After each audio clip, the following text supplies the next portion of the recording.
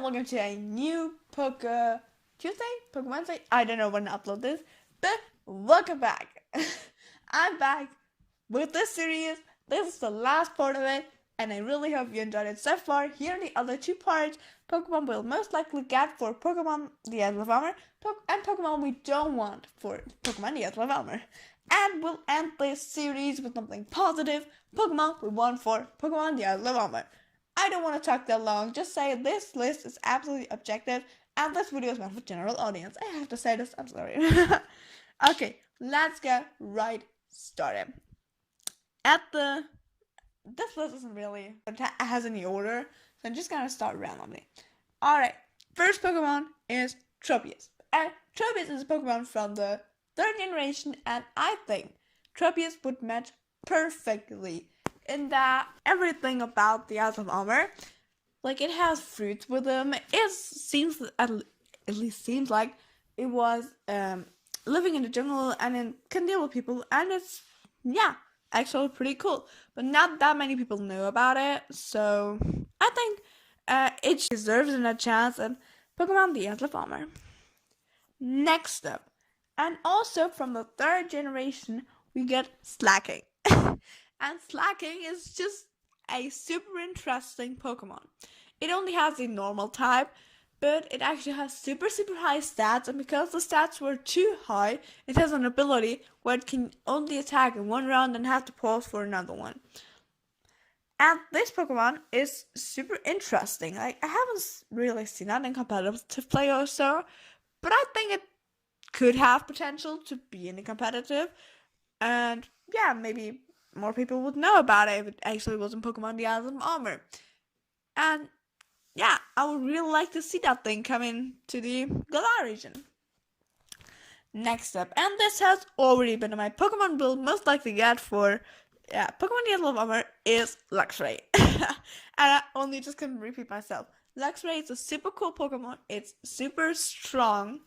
It's good for competitive play and it's one of the coolest Pokemon out of the 4th generation.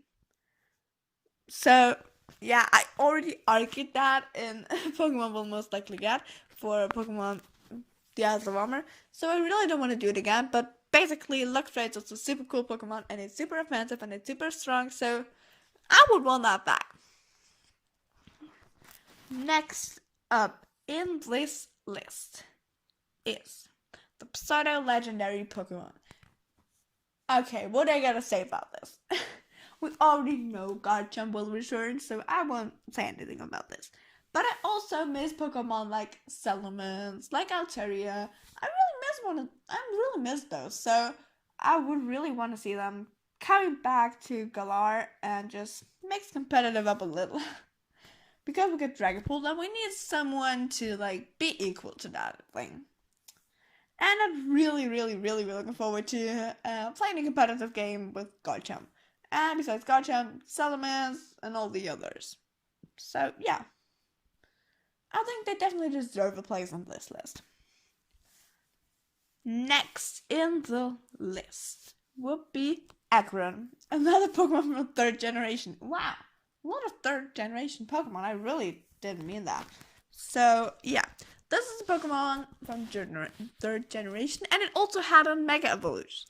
It's a really cool looking Pokemon, and it's also, quite strong, and I don't know what to say. It's offensive, so definitely would match in Pokemon the Atlas of Armor, and I also think this should be, like, shown to the people a little bit more, because, just like I said, I haven't seen anything about this place so often, so I would definitely support bringing it back.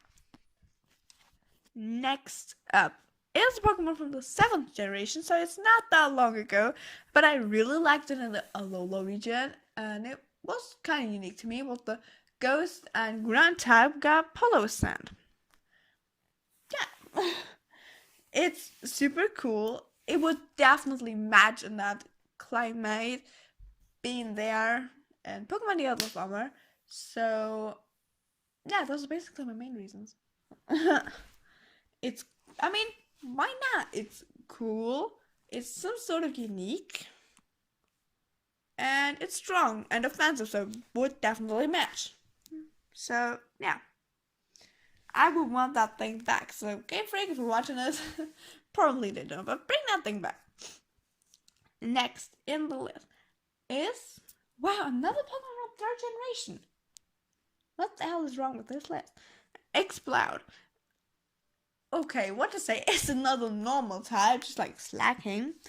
And this Pokemon was actually one of the basics one to get in Pokemon Ruby and Pokemon Sapphire.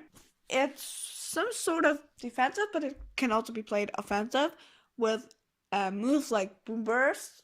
It could definitely be a super strong Pokemon and quite a good ally for Pokemon battles. And yeah, I also think this Pokemon should have been shown a little bit more. And yeah, I would really like to see that in Pokemon The Isles of Armor. Okay, just a few ones left. Next up, we got another group of Pokemon, and that being the fossil Pokemon, just like Aerodactyl or Kabutops. Those are Pokemon I really missed, like especially Aerodactyl, and most like the others.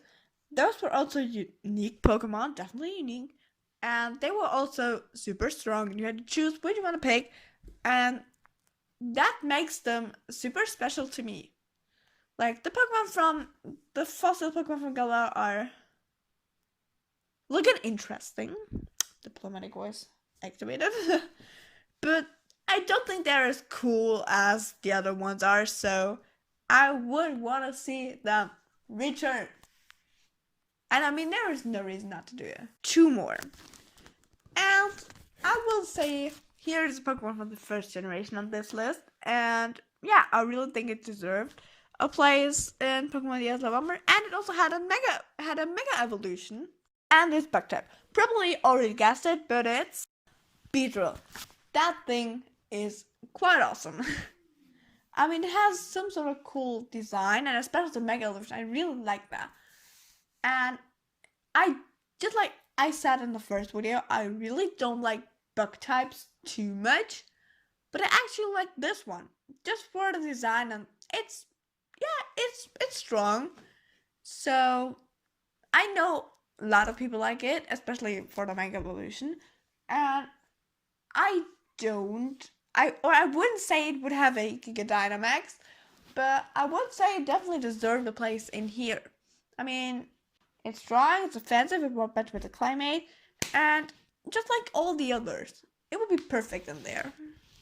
And the last one, and I kept this one for the last because, I don't know, I don't think too many people know it, and I think it has been quite underrated since it's from the 5th generation, and that Pokemon being Electros. Yeah, it's Electros. This Pokemon is just an electric Pokemon, but it's super special about it because it has Levitate as its ability, which makes it immune to ground type moves, meaning that it doesn't really have the real weakness, just one-time attacks. There are a lot of them, but I think it's kinda unknown to the Pokemon world, and I really think it deserves more attention. And it's also super offensive. It would match with the climate, and I really don't think it would be good into like icy territory. That's why I would bring it back in Pokemon The Isles of Armor. But on the other hand, I also wouldn't have thought they would put Garchomp in the Crown Tundra since it's like icy there. And Garchomp has a double weakness against ice type moves.